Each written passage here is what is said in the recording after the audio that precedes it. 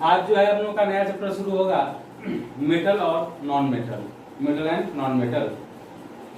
इसमें बहुत सारी चीजों को पढ़ना है।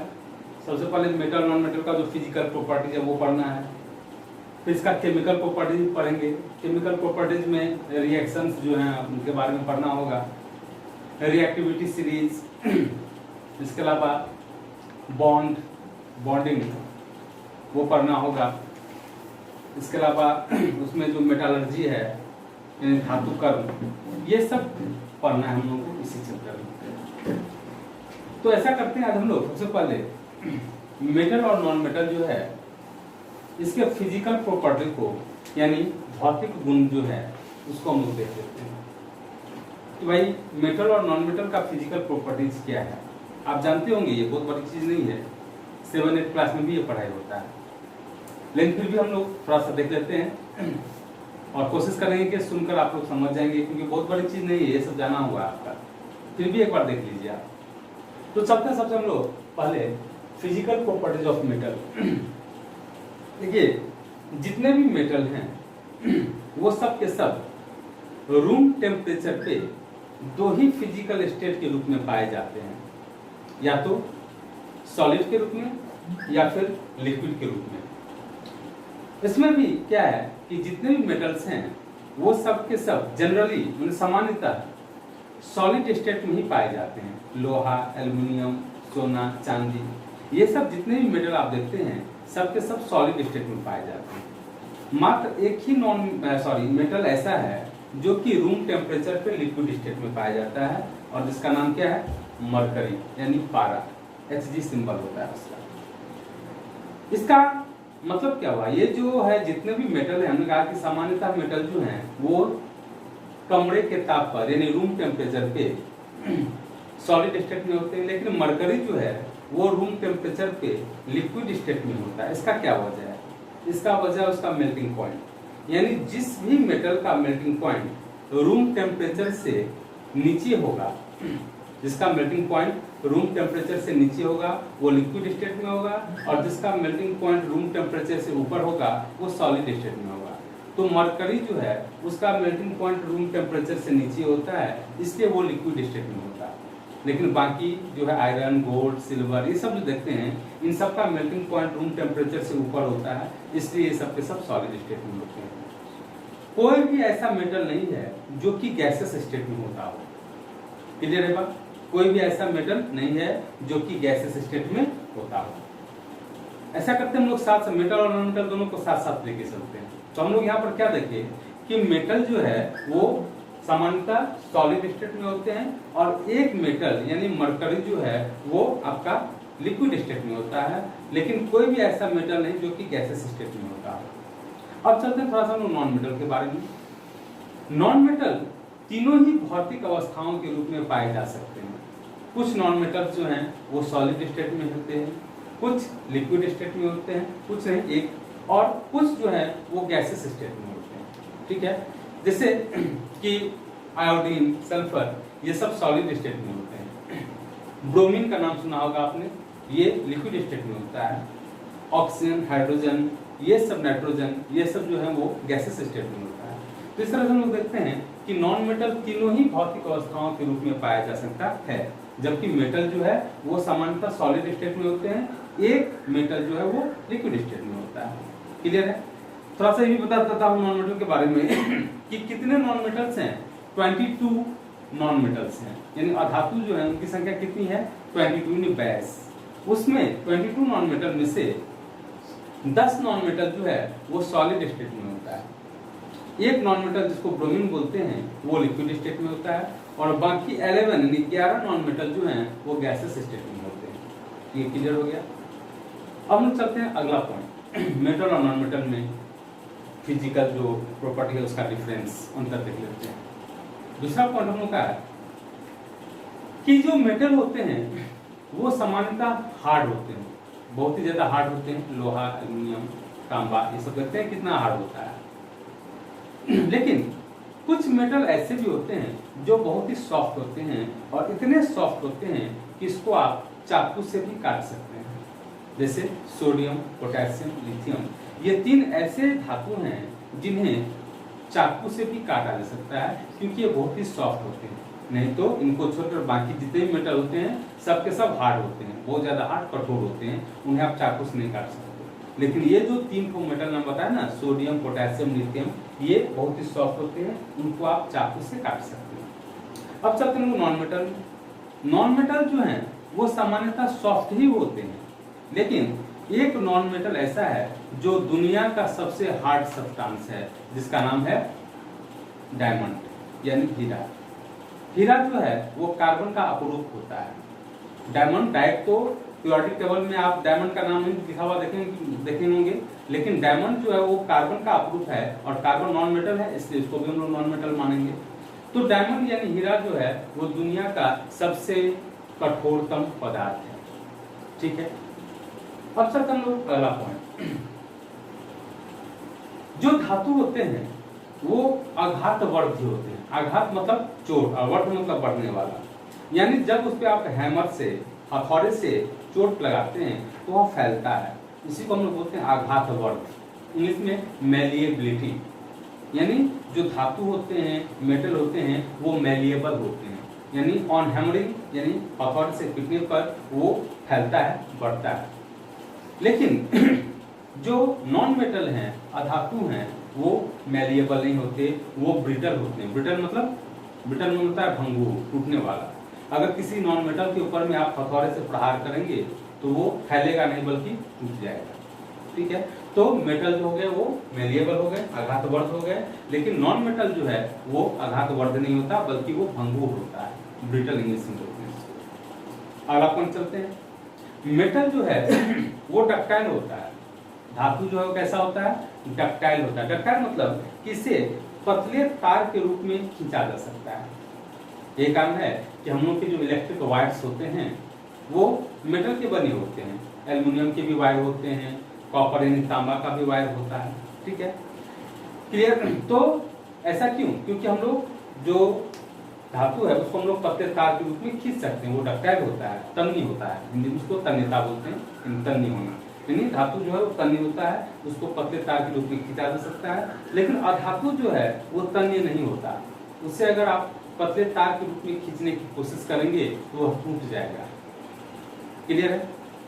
अब लोग देखते हैं कि इसी में एक टॉपिक लिखा रहता है कि सबसे अधिक तन्य कौन सा होता है, कौन सा मेटल सबसे अधिक तन्य होता है। तो सबसे अधिक तन्य जो है होता है गोल्ड। किताब में लिखा हुआ है कि 1 ग्राम गोल्ड से 2 किलोमीटर लंबा तार खींचा जा सकता है। तो सबसे अधिक तन्य कौन सा मेटल हो गया? गोल्ड हो गया। और नॉन मेटल तो तन्य होते ही नहीं, उनका कोई बात ही नहीं रहा। अगला पॉइंट चलते हैं कि मेटल जो है वो इलेक्ट्रिसिटी के गुड कंडक्टर होते हैं, यानी विद्युत जो है उसका सुचालक होता है। जितना भी धातु है वो विद्युत का सुचालक होता है। लेकिन अगर सबसे अच्छा सुचालक पूछा जाए तो इलेक्ट्रिसिटी का सबसे अच्छा सुचालक जो है वो होता है चांदी, सिल्वर, उसके बाद कॉपर और उसके बाद एल्यूमिनियम। चांदी बहुत कॉस्टली होता है, इसलिए हम लोग उसको अपने घर में यूज नहीं कर सकते, क्योंकि बहुत कॉस्टली होता है ना। उसका तार आप लगाएंगे चांदी का तो आपसे पॉसिबल नहीं हो पाएगा। बच गया कॉपर, तो कॉपर भी चांदी के बाद दूसरा नंबर रखता है, स्थान रखता है, लेकिन उसका यूज भी हम लोग हाउस होल्ड सर्किट में ही सिर्फ करते हैं, यानी घर के अंदर जो आप वायरिंग करते हैं उसमें ही कॉपर वायर का इस्तेमाल किया जाता है। क्योंकि कॉपर भी कम मीन्स वैल्यू का नहीं होता, ये भी महंगा ही होता है, इसलिए अगर आप उसको बाहर यूज करेंगे तो वो तुरंत चुरा ले जाएंगे चोरों के द्वारा। बच गया चांदी, तो चांदी का इस्तेमाल क्या था? इंटरसिटी, यानी एक शहर से दूसरे शहर, एक सिटी से दूसरे सिटी में जब करंट को भेजा जाता है जिस वायर के जरिए, वो होता है आपका चांदी या सॉरी मतलब एल्युमिनियम का वायर, यानी एल्युमिनियम का वायर जो है उसी का इस्तेमाल हम लोग करते हैं। तो सबसे बेस्ट कंडक्टर कौन हो गया? बेस्ट कंडक्टर हो गया चांदी, दूसरा नंबर पे कॉपर और तीसरा नंबर पे एल्युमिनियम। ठीक है, नॉन मेटल देखते हैं कि नॉन मेटल जो है वो इलेक्ट्रिसिटी का बैड कंडक्टर होता है, सुचालक होता है। लेकिन एक नॉन मेटल ऐसा है जो इलेक्ट्रिसिटी का सुचालक होता है, उसका नाम क्या है? उसका नाम है ग्रेफाइट। क्यों भाई? क्योंकि ग्रेफाइट जो है उसमें फ्री पाई इलेक्ट्रॉन्स होते हैं। इलेक्ट्रिसिटी को कंडक्ट करने के लिए फ्री इलेक्ट्रॉन्स का होना जरूरी है। बिना फ्री इलेक्ट्रॉन्स के कोई भी चीज इलेक्ट्रिसिटी को कंडक्ट नहीं कर सकता। तो मेटल जो है उसमें फ्री इलेक्ट्रॉन्स होते हैं और फ्री इलेक्ट्रॉन्स होने की वजह से वह इलेक्ट्रिसिटी को कंडक्ट करता है। लेकिन नॉन मेटल जो है उसमें फ्री इलेक्ट्रॉन्स नहीं होते, जिसकी वजह से वो कंडक्शन नहीं करते। लेकिन ग्रेफाइट जो है, ये ग्रेफाइट भी कार्बन का ही एक अपरूप होता है, ठीक है। तो इस ग्रेफाइट में फ्री पाई इलेक्ट्रॉन्स होते हैं और इस फ्री पाई इलेक्ट्रॉन्स होने की वजह से यह इलेक्ट्रिसिटी को कंडक्ट करता है। आगे चलते हैं हम लोग। अब क्या है कि मेटल्स जो हैं वो हीट का भी गुड कंडक्टर होता है, इसीलिए हम लोग जो कुकिंग यूटेंसिल्स हैं प्लस जो बॉयलर है, वाटर बॉयलर, ये सब किसके बने होते हैं? मेटल के बने होते हैं, क्योंकि ये हीट का गुड कंडक्टर होता है। नॉन मेटल जो है वो हीट का कंडक्शन नहीं करता, लेकिन यहाँ भी एक्सेप्शन है, ग्रेफाइट और डायमंड। डायमंड जो है वो गुड कंडक्टर होता है हीट का, ग्रेफाइट ये भी गुड कंडक्टर होता है बट टू सम एक्सटेंट, उसकी एक सीमा है, उसके बाद वो हीट का कंडक्शन नहीं करेगा। तो ये भी आपका हो गया। अब देखते हैं हम लोग कि जो मेटल्स हैं इसके मेल्टिंग और बॉइलिंग पॉइंट के बारे में। मेटल जो है उसका मेल्टिंग और बॉइलिंग पॉइंट काफी हाई होता है, लेकिन कुछ मेटल्स ऐसे होते हैं जिसके मेल्टिंग और बॉइलिंग पॉइंट काफी लो होते हैं। इतने लो होते हैं कि अगर उसको आपने हथेली पर रखेंगे तो वह पिघलना शुरू कर देते हैं। जैसे गैलियम का नाम सुना होगा आपने, सीजियम का नाम सुना होगा आपने। तो गैलियम, सीजियम, इसका जो मेल्टिंग पॉइंट है इतना कम होता है कि अगर उसको आप अपने हथेली पे रखेंगे तो वह मेटल पिघल पिघल के गिरने लगेगा। क्यों? क्योंकि इसका जो मेल्टिंग पॉइंट होता है वो हमारे बॉडी के टेम्परेचर से कम होता है। हमारे बॉडी का टेम्परेचर कितना होता है? 37 डिग्री सी। और सिंस गैलियम और सीजियम का जो मेल्टिंग पॉइंट है वो हमारे बॉडी के टेम्परेचर से कम होता है, इससे जैसे उसको आप हथेली पे रखेंगे वो हमारे हथेली की गर्मी से पिघलना शुरू कर देते हैं। वैसे सोडियम, पोटेशियम, ये सब का भी मेल्टिंग पॉइंट कम ही होता है। अब चलते हम लोग नॉन मेटल में। नॉन मेटल जो है इसका मेल्टिंग और बॉइलिंग पॉइंट जो है वो ऑलरेडी कम ही होता है, लेकिन यहाँ भी दो एक्सेप्शन है, ग्रेफाइट और डायमंड। ग्रेफाइट और डायमंड जो है इसका मेल्टिंग पॉइंट काफी ज्यादा होता है, अबाउट 3600 डिग्री सेंटीग्रेड या सेल्सियस जो बोलते हैं, यानी 3600 डिग्री सेल्सियस के लगभग में इसकी मेल्टिंग और बॉइलिंग पॉइंट होते हैं, इसका डायमंड का और ग्रेफाइट। ये भी हम लोग देख लिए। आगे चलते हैं कि मेटल्स जो हैं वो सोनोरस होते हैं। सोनोरस मतलब क्या? ध्वनि, यानी जब उसको हम लोग हथौड़े से पीटते हैं तो उसमें एक गूंजता हुआ ध्वनि निकलता है, ठीक है। लेकिन नॉन मेटल जो है वो सोनोरस नहीं होते। अगर उसको आप किसी चीज से पीटते हैं तो उसमें वो गूंजता हुआ ध्वनि नहीं निकल सकता। तो हम लोग कह सकते हैं कि मेटल जो है वो ध्वनिक होता है, लेकिन नॉन मेटल जो है वो ध्वनिक नहीं होता, ठीक है। और भी चलते हम लोग कि मेटल जो है उसमें लस्ट्रस प्रॉपर्टी होता है। लस्ट्रस मतलब धातुओं की समान चमक होती है उसमें, लेकिन जो अधातु हैं वो लस्ट्रस नहीं होते, उसमें धातुओं के समान चमक नहीं होती, ठीक है। लेकिन यहाँ भी एक्सेप्शन है जिसका नाम है आयोडीन और ग्रेफाइट। आयोडीन और ग्रेफाइट दो ऐसे अधातु हैं जिनमें धातुओं की समान चमक होती है, ठीक है। ये भी हो गया।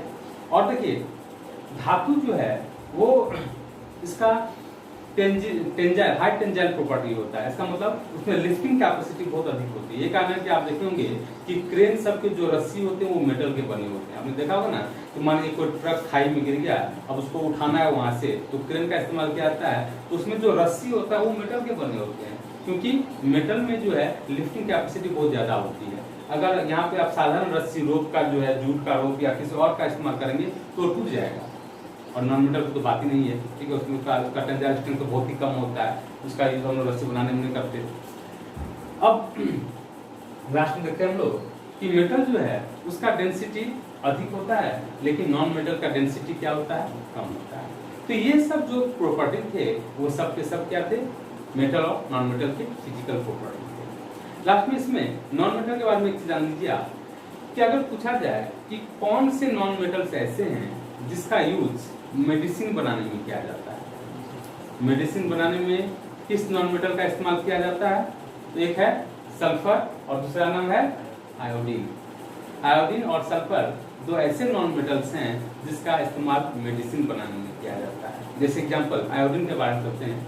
आयोडेक्स का नाम सुना होगा आपने, आयोडोफॉर्म का नाम सुना होगा, आयोडोफॉर्म का नाम शायद नहीं सुना होगा। ये आयोडोफॉर्म जो है वो एक तरह का कीटनाशक होता है जो कि लिक्विड मेडिसिन जैसे कफ सिरप हुआ या टॉनिक्स हुआ उसमें इस्तेमाल किया जाता है ताकि वो सड़े न, कीड़ा न लगे। जैसे आप लोग पेप्सी पीते हैं या कोका कोला पीते हैं, उसमें भी एक तरह का इंसेक्टिसाइड मिलाया जाता है, नहीं तो वो बहुत दिनों बाद खराब हो जाएगा। उसी तरह से जो कफ जितने भी लिक्विड मेडिसिन हैं, कफ सिरप चाहे टॉनिक, उसमें भी हम लोग कीटनाशक मिलाते हैं और उसका नाम है आयोडोफॉब। ठीक है। इसके अलावा टिंचर आयोडीन का नाम सुना होगा आपने।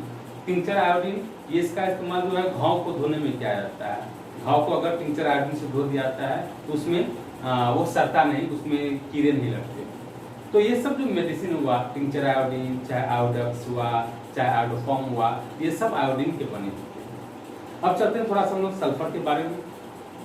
सल्फर से भी बहुत सारे मेडिसिन को तैयार किया जाता है। जैसे जितना भी स्किन डिजीज होता है, चर्म रोग, जैसे आपने सुना होगा खुजली, दाद, खाज, ये सब टीवी में प्रचार आता है। तो ये सब जो दाद, खाज, खुजली, ये सब स्किन डिजीज हैं और इन सब के लिए जितने भी ऑइंटमेंट बनते हैं, मलहम बनते हैं, वो सब के सब सल्फर के बने होते हैं। इसके अलावा घाव को सुखाने के लिए, घाव जब हो जाता है किसी को तो आप टैबलेट खाते हैं ना, मैंने घाव हो गया अब नहीं सूख रहा है तो सुखाने के लिए टैबलेट मंगवाते हैं। तो घाव को सुखाने के लिए जितना भी मेडिसिन आता है वो सबका सब सल्फर के बने होते हैं। जैसे पेंटिड सल्फा, पेंटिड नाम सुना होगा लेकिन कपड़न पेंटिड सल्फा लिखा जाता है। तो ये सल्फा वर्ड जो है वो किसको बताता है? वो सल्फा वर्ड जो है वो सल्फर को बताता है। तो घाव को सुखाने में जो इस्तेमाल होने वाला मेडिसिन है वो भी सल्फर के बने होते हैं। इसके अलावा लूज मोशन, किसी को पेट खराब हो गया, लूज मोशन हो गया, तो उसको ठीक करने के लिए जो मेडिसिन का इस्तेमाल किया जाता है वो भी सल्फर का बना। जैसे सल्फागोलाइडिन नाम सुना होगा आपने, इसके साथ एक और दिया था इंट्रोक्विनस भी दिया था। तो ये जो सल्फागोलाइडिन है वो भी सल्फर के बने होते हैं। तो इस तरह से आयोडीन और सल्फर दो ऐसे नॉन मेटल्स हैं जिसका इस्तेमाल मेडिसिन बनाने में किया जाता है। तो इस तरह से हम लोग मेटल और नॉन मेटल, इसके जो फिजिकल प्रॉपर्टीज हैं वो देख लिए। इसका हम लोग को केमिकल प्रॉपर्टी पढ़ना है।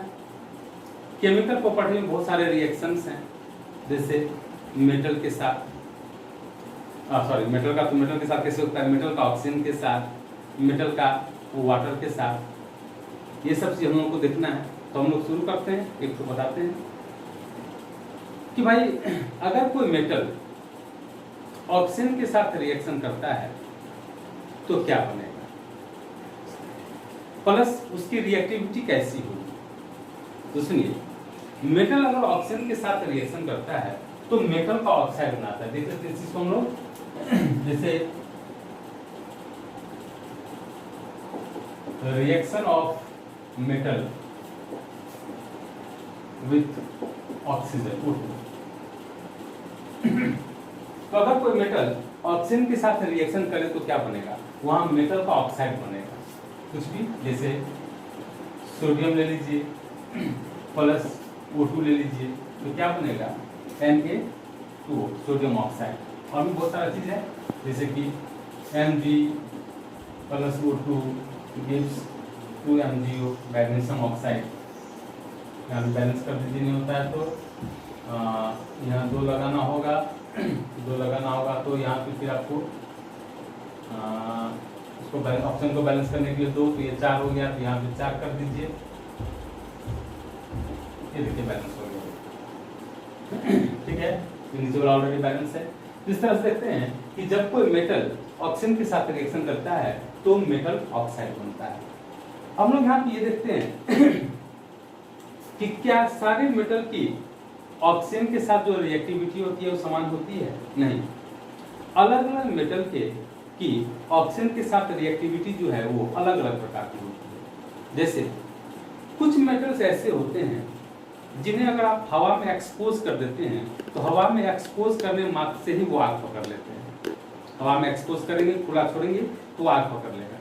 जैसे example sodium potassium. Sodium potassium कुछ ऐसे धातु हैं जिन्हें खुला हवा में नहीं रखा जाता। जैसे आयरन, एल्यूमिनियम हवा में रखते हैं तो आग पकड़ता है क्या? नहीं पकड़ता। लेकिन सोडियम पोटेशियम ऐसे हैं जिन्हें अगर आप हवा में रख देंगे ना तो वो तुरंत से आग पकड़ लेगा। तो अगर उसे पानी में आप रखेंगे तो भी आग पकड़ लेता है, क्योंकि पानी के साथ भी रिएक्शन करता है, हवा के साथ भी रिएक्शन करता है। तो उसको कहाँ रखा जाता है? कैरोसिन ऑयल में डुबाकर, मिट्टी का जो तेल है कैरोसिन ऑयल, उसमें उसको हम लोग डुबा के रखते हैं, वहाँ वो रिएक्शन नहीं करता और वो सुरक्षित रहता है। तो यहाँ पे देखते हैं कि सोडियम और पोटेशियम ऐसे धातु हैं जो काफी ज्यादा रिएक्टिव होते हैं। अगर उन्हें सिर्फ हवा में खुला छोड़ दिया जाए तो हवा में खुला छोड़ देने मात्र से ही वो आग पकड़ लेते हैं। लेकिन अगर हम दूसरा एग्जांपल लें, जैसे कि मैग्नीशियम अपने आप आग नहीं पकड़ता, बल्कि उसको पहले गर्म करना पड़ता है, तब वो आग पकड़ता है। जब मैग्नीशियम को आप गर्म करेंगे, हीट करेंगे, तब वो आग पकड़ेगा और मैग्नीशियम का ऑक्साइड बनाएगा। तो देखते हैं कि यहाँ सोडियम, पोटेशियम और मैग्नीशियम, इसके रिएक्टिविटी में बहुत अंतर होता है। सोडियम पोटेशियम काफी ज्यादा रिएक्टिव होते हैं, वो ऑक्सीजन में रखने मात्र से रिएक्शन करके आग पकड़ लेते हैं। लेकिन मैग्नीशियम अपने आप रिएक्शन नहीं करता, क्योंकि उतना ज्यादा रिएक्टिव नहीं होता, उसको पहले गर्म करना पड़ता है, तब वो आग पकड़ता है और मैग्नीशियम ऑक्साइड बनाता है। उसी तरह से कुछ अन्य मेटल होते हैं, जैसे कॉपर को आप कितना भी ज्यादा गर्म कर लीजिए, कॉपर, आयरन, कुछ ऐसे मेटल्स हैं उसको आप कितना भी ज्यादा गर्म कर लीजिए, वो अपने आप मतलब वो आग पकड़ते ही नहीं। लोहा को कितना भी गर्म कर लीजिए, वो रेड हॉट हो जाएगा, लाल होकर पिघलने लगेगा, लेकिन वो आग नहीं पकड़ता। उसी तरह से कॉपर को आप कितना भी गर्म कर लीजिए, आप वो आग नहीं पकड़ेगा। जब आप उसको गर्म करेंगे तो उस कॉपर के ऊपर में एक काले रंग का परत बन जाएगा, जो कि कॉपर ऑक्साइड का परत होता है, लेकिन फिर भी वो आग नहीं पकड़ेगा। इस तरह से हम लोग देखते हैं कि अलग अलग मेटल की जो रिएक्टिविटी है ऑक्सीजन के साथ वो अलग अलग होती है। कुछ मेटल बहुत ज्यादा रिएक्टिव होते हैं, वो ऑक्सीजन के साथ रिएक्शन करके आग पकड़ लेते हैं। मेटल ऑक्साइड सारे बनेंगे, चाहे जो भी मेटल हो, उसको जब आप ऑक्सीजन के साथ रिएक्शन करना मतलब क्या, जलना। यानी कोई भी मेटल जब जलता है तो वो क्या करता है, ऑक्सीजन के साथ रिएक्शन करता है, और तो कुछ होता नहीं। तो कोई भी मेटल जब ऑक्सीजन के साथ रिएक्शन करता है तो मेटल ऑक्साइड ही बनाता है। लेकिन सबकी जो रिएक्टिविटी होती है, ऑक्सीजन के साथ रिएक्शन करने की जो क्षमता होती है, वो अलग अलग होती है। सोडियम, पोटेशियम काफी ज्यादा रिएक्टिव होते हैं, मैग्नीशियम उससे कम रिएक्टिव होता है, इसलिए गर्म करने पर आग पकड़ लेता है। लेकिन आयरन, कॉपर, ये सब उससे भी कम रिएक्टिव होते हैं, इतने कम रिएक्टिव होते हैं कि उसको आप कितना भी ज्यादा गर्म कर लीजिए वो आग नहीं पकड़ेगा। हाँ, ऑक्साइड जरूर बनाएगा, आयरन ऑक्साइड बनाता है, कॉपर भी ऑक्साइड बनाता है, लेकिन वो आग नहीं पकड़ता। इस तरह से अलग अलग मेटल का रिएक्टिविटी अलग अलग होता है। अब थोड़ा सा हम लोग देखते हैं वाटर के बारे में, कि मेटल जब वाटर के साथ रिएक्शन करता है तो क्या बनाता है। तो देखिए, जब कोई मेटल वाटर के साथ रिएक्शन करता है तो वहां पर मेटल का ऑक्साइड या मेटल का हाइड्रोक्साइड बन सकता है और हाइड्रोजन गैस रिलीज होगा। ये लिख दे रहे हैं हम, reaction of metal with water, यानी मेटल का रिएक्शन वाटर के साथ। जैसे हम एग्जांपल देते हैं सोडियम, अगर इसको आप वाटर के साथ रिएक्शन कराएंगे तो फाइनली बनता है यहाँ पर sodium hydroxide NaOH plus H2। ठीक है। अब क्या है, कुछ मेटल जो है वो ऑक्साइड भी बनाते हैं, लेकिन एक्चुअली होता क्या है कि जब किसी मेटल को आप रिएक्शन करवाएंगे आप वाटर के साथ, तो वाटर के साथ रिएक्शन करने पर वो पहले ऑक्साइड ही बनाते हैं, मेटल के ऑक्साइड ही बनाएंगे वो।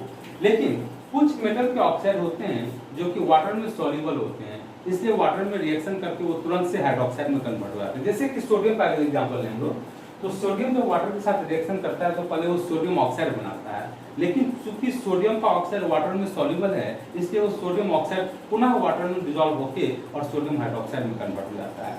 लेकिन बहुत सारे मेटल, जैसे आयरन लीजिए, आयरन जब वाटर के साथ रिएक्शन करता है तो वो आयरन ऑक्साइड बनाता है, लेकिन सिंस आयरन ऑक्साइड वाटर में सॉल्युबल नहीं होता, इसलिए वो हाइड्रोक्साइड में कन्वर्ट नहीं होता। लेकिन दोनों ही कंडीशन है, चाहे वो ऑक्साइड बनाए चाहे वो हाइड्रोक्साइड बनाए, हाइड्रोजन गैस जरूर रिलीज होगा। ठीक है।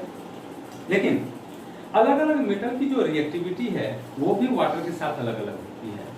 सोडियम, पोटेशियम बहुत ज्यादा रिएक्टिव होते हैं। अगर सोडियम पोटेशियम को आप जल में ठंडे पानी में फेंक देंगे तो वो तुरंत से आग पकड़ लेता है। ठीक है। क्यों? क्योंकि जैसे सोडियम पोटेशियम को आप पानी में फेंकते हैं तो वहाँ पे एक्सोथर्मिक रिएक्शन होता है, हीट प्रोड्यूस होता है और साथ ही साथ हाइड्रोजन गैस रिलीज होता है। और आप जानते हैं क्योंकि हाइड्रोजन गैस बहुत एक अच्छा फ्यूल है, इसलिए वो उस गर्मी के, क्योंकि एक्सोथर्मिक रिएक्शन भी है ना, हीट भी इन्वॉल्व हो रहा है, तो उस हीट की वजह से, गर्मी की वजह से हाइड्रोजन गैस जो वहाँ रिलीज हो रहा था वो तुरंत से आग पकड़ लेता है।